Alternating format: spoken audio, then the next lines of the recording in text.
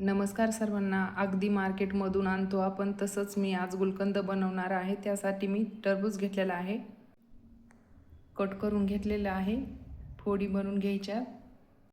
Cut करून झालेला आहे. गुलकंद बनवण्यासाठी आपल्याला ही साल घ्यायची आहे. ही कट करून झालेला आहे. पूर्ण साल आता ही काढून घ्यायची आहे.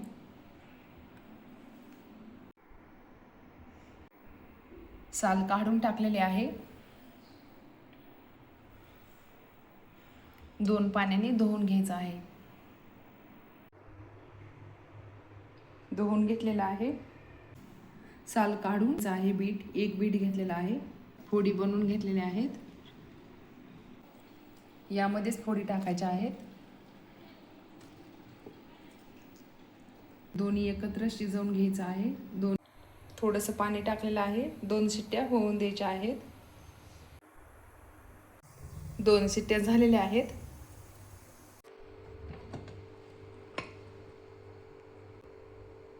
शिजलेला आहे.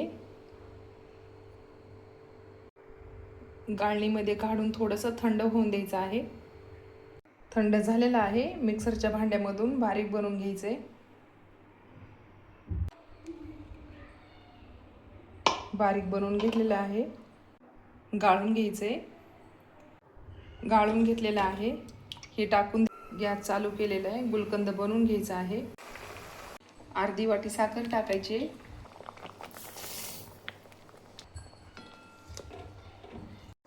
घट्ट असा बनवून घ्यायचा आहे. आणखीन 5 मिनिट ठेवायचे. तयार झालेला आहे. 10 मिनिट थंड होऊन द्यायचा आहे. घरच्या घरी एकदम सोप्या पद्धतीने असा गुलकंद तयार झालेला आहे.